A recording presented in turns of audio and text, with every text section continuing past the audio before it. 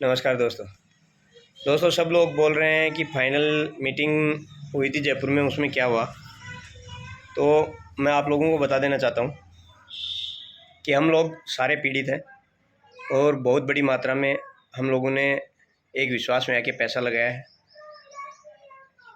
और वहाँ पे हम लोगों ने ये देख के पैसा लगाया था कि वहाँ पे ज़मीन है, और वो ज़मीन अब भी है। ज़मीन देना स्टार्ट भी कुछ किसी ने किसी तरीके से किया है। उनकी ज़मीन सीज है, उसके बावजूद किसी डेवलपर से बातचीत करके जैसे तैसे वो ज़मीनें दे रहे हैं, हिसाब करना चाहते हैं। मीटिंग में 70% व्यक्ति ज़मीन लेने को तैयार हैं। 30% व्यक्ति अगर हम ज़मीन देते हैं तो उसकी डीएलसी से भी हो सकता है। और उनके पास इतनी मात्रा में ज़मीन है, हमारा सबका हिसाब हो सकता है। इसीलिए हम लोग प्रयास कर रहे हैं। अब कुछ लोग हैं जो अपने निजी स्वार्थ के लिए जो पैसे कमाए हुए हैं, जिनका हिसाब पहले से प्लस में चल रहे हैं, वो लोग कहीं ना कहीं ये नहीं चाहते हैं कि ये हिसाब इतना इजीली हो, क्योंकि उनको बड़ा अमाउंट चाहिए, उनकी डिमांड बड़ी है। और वो नाम लेते हैं अपने नीचे वाले डाउनलाइन का, लेकिन उनकी डाउनलाइन वाले व्यक्ति उनकी गारंटी लेने को तैयार है। मैं दोबारा बता रहा हूँ, जो व्यक्ति डिमांड कर रहे हैं उनके नीचे वाले व्यक्ति यहाँ तक कह रहे हैं कि हमारी जो भी हमारे पास सामान है, प्लॉट्स हैं, निजी संपत्ति है, वो हम आपके पास एज ए ज़मानत रखने को तैयार हैं, आप जनता का हिसाब होने दो। तो वो लोग नाम लेते हैं कि जनता का हिसाब करवाने के लिए हम भाग रहे हैं, और एक तरफ वो बोल रहे हैं हम सीबीआई में, सीआईडी में ले जाएंगे। तो मेरा आप लोगों से निवेदन है कि उन लोगों को पहचान हो चुकी है, उन लोगों का मकसद क्या है वो समझ लो। और उनकी सीबीआई में जाना इतना आसान नहीं है। मैंने ये जो कल एक राजस्थान पत्रिका में जो न्यूज़ चैनल वाले ने न्यूज़ दिया है, उसके लिए इन्होंने अपील की है कि जांच करवाई जाए। वो हर कोई कर सकता है, लेकिन हमारी जो एफआईआर्स हैं उसमें 80% हमारा समझौता पेश हो चुका है और पुलिस कार्रवाई कर रही है। इन लोगों का कहना है कि जांच एजेंसी सही से काम नहीं कर रही, इनकी तरफ से जांच एजेंसी सारी बिकी हुई है। यही साफ़ सुथरे लोग हैं, बाकी सारे के सारे हम जितने भी पीड़ित हैं वो सारे के सारे बरगलाने का काम कर रहे हैं, और ये एक ईमानदारी से काम कर रहे हैं, इनका ये कहना है। और उसमें जो हैं सतवीर, ओम प्रकाश चौधरी, जितेंद्र सिंह जी शेखावत, विनोद कुमार साहब, हमने बातचीत करने की कोशिश करी, लेकिन वो उस लेवल में इन इतने सारे लोगों की भावनाओं को आहत करके बात करना ही नहीं चाहते हैं। तो आप लोगों को घबराने की ज़रूरत नहीं है। जो न्यूज़ में आया है, इनका जो परिचित व्यक्ति है, इनके जो एडवोकेट हैं हितेश जी बागड़ी, जिनका मैंने पहले भी आप लोगों को एक बार जिक्र किया था, वो पहले न्यूज़ एडिटर थे। आप लोगों को याद होगा, हमने 3 महीने धरना दिया था, 2-3 महीने, उसमें एक भी न्यूज़ एजेंसी नहीं आई थी, और हम लोगों ने लगातार दिया था। लेकिन हम लोग पैसे वाले नहीं थे, न्यूज़ चैनल को पैसा नहीं देना चाह रहे थे नहीं हमारे पास देने के लिए, हम पहले से पीड़ित थे। तो न्यूज़ चैनल वालों को मसाला चाहिए, लेकिन मसाला भी चाहिए तो उसके साथ पैसा चाहिए। इन लोगों ने न्यूज़ एडिटर होने के नाते एक इस तरह से मसाला बना रहे हैं कि आप लोग ज़्यादा से ज़्यादा भड़कें, एफआईआर करें, मैटर उलझे। इसलिए मेरा आपसे निवेदन है, पहले भी मैंने बोला है, सारे एक हो जाओ। जब हम सारे पैसा देने वाले व्यक्ति ये कह रहे हैं कि हमारा हिसाब हो रहा है, तो कोई भी दूसरी जांच एजेंसी इंटरफेयर नहीं करेगी। पुलिस ने कार्रवाई कब करी? जब हम लोगों ने एफआईआर करी। 27 जनवरी को पहली एफआईआर दर्ज हुई थी, उसके बाद में समय लगा, पुलिस ने कार्रवाई करी। अब जब हम लोग समझौतानामा दे रहे हैं, अगला व्यक्ति हिसाब करने के लिए तैयार है, तो इसके अंदर बाधा बनना ठीक नहीं है। इनका कहना है कि ये इनको ज़मानत चाहिए। ज़मानत भी कितनी बड़ी, मैं बता रहा हूँ, 200 बीघा लैंड की डिमांड करी है इन लोगों ने। मैंने पहले भी बताया था, 200 बीघा लैंड हमारे नाम नोटरी करो।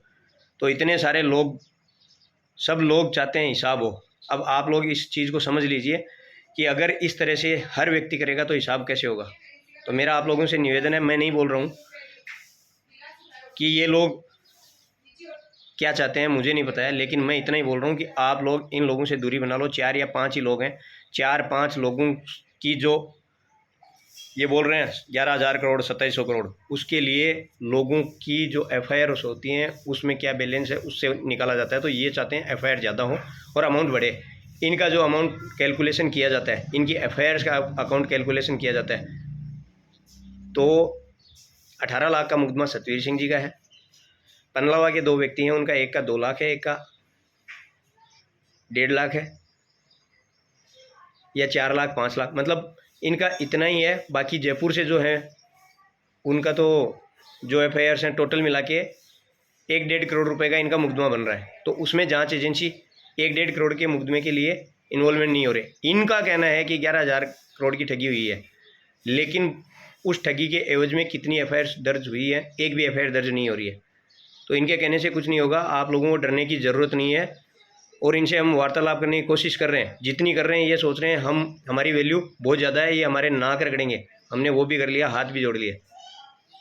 अब अगर कहीं ना कहीं ये हिसाब होने में टाइम लग रहा है तो उसकी वजह ये 5 लोग हैं। हो सकता है कि जांच एजेंसी इन्वॉल्वमेंट हो जाए तो उसके बाद में ये समय सीमा बढ़ जाए, तो उसके लिए जिम्मेदार ये लोग होंगे। क्योंकि हम लोगों ने बोला था हिसाब करवाने के लिए हम सारे के सारे लोग एक साथ प्रयास करेंगे। अगला देना चाह रहा है, लेने वाले हम हैं, देने वाले वो हैं, बीच में बटा के हिसाब करेंगे। और इन लोगों की मंशा क्यों गलत है मैंने पहले भी बताया था। सुखबीर बिजारनिया, राजल जंगीर नाम के व्यक्ति हैं जो इनको बैकग्राउंड सपोर्ट कर रहे हैं, फाइनेंशियल सपोर्ट कर रहे हैं। मैंने मीटिंग में भी बोला था और आज भी बता रहा हूँ, वो व्यक्ति नेक्सा पीड़ित नहीं है, नेक्सा से उनका कोई लेना देना नहीं है, उनकी पर्सनल जाति दुश्मनी है। उसको नज़र में रख के ये लोग ऐसा कर रहे हैं। तो आप लोगों से निवेदन है कि इन लोगों से दूरी बनाएं। इनकी मंशा सब लोगों को पता चल चुकी है, इतने लोगों का पैसा फंसा हुआ है। इसलिए हम लोग ये प्रयास कर रहे हैं कि सब समझौते से जो समाधान हो सकता है, उससे बेस्ट कोई ऑप्शन नहीं है। जांच एजेंसियों ने जहां जांच करी है उनके रिजल्ट्स पीछे देख लो।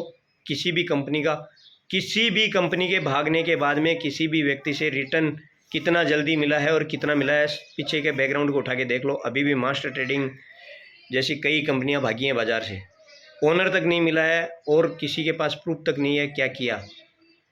हमने ये कंपनी में लैंड में पैसा लगाओ, पूरा प्रॉपर्टी में पैसा लगाओ, उस लैंड से हम रिकवरी कर सकते हैं। हमारे पास ऑप्शन है, इसलिए मैं बोल रहा हूँ कि हम समझौते से ज़्यादा जल्दी रिकवरी कर सकते हैं। और उसके एवज में मैंने कम से कम 4.5 करोड़ रुपए की लैंड लोगों को देके 4.5 करोड़ का रिलीफ दिलाया है। ये इसका प्रूफ है। और आप लोगों को आज भी बोल रहा हूँ, एक साथ हो जाओ। ये लोगों के पास कॉल करके बोलते हैं कि आप FIR करो, हमारे साथ आओ। अम्बाला में भी किया है, अम्बाला टीम से जो आए थे प्रतिनिधित्व करने वाले, उन्होंने भी बताया है। तो ये इतनी ओछी हरकत पे गिर चुके हैं, इतनी ओछी हरकत पे कि जाके कॉल्स कर रहे हैं लोगों को कि आप आ जाओ, आप आ जाओ।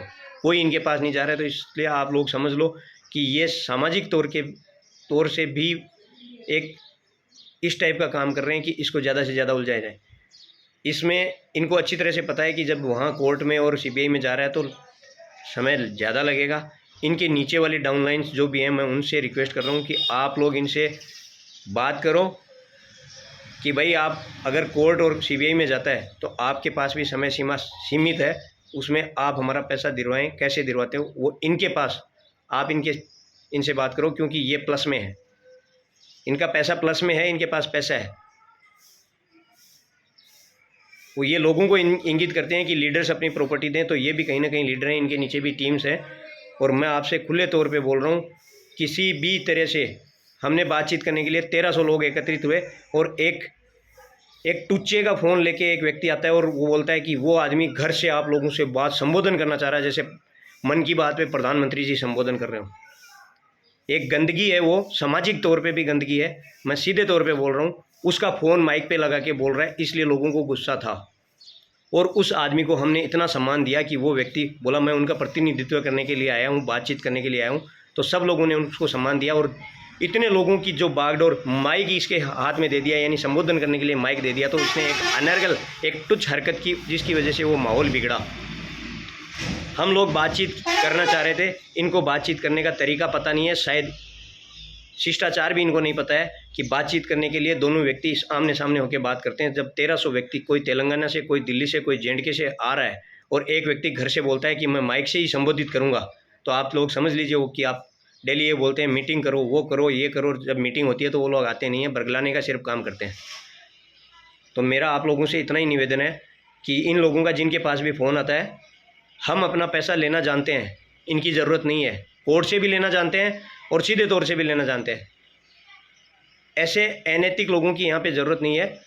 मुझे अच्छी तरह से पता है और लोगों को भी अच्छी तरह से पता है कि कोर्ट से पैसा कैसे लेना है। इनकी ज़रूरत नहीं है, इनके एडवोकेट की ज़रूरत नहीं है। एडवोकेट हमारे भी बहुत नोन है और हम जानते भी हैं।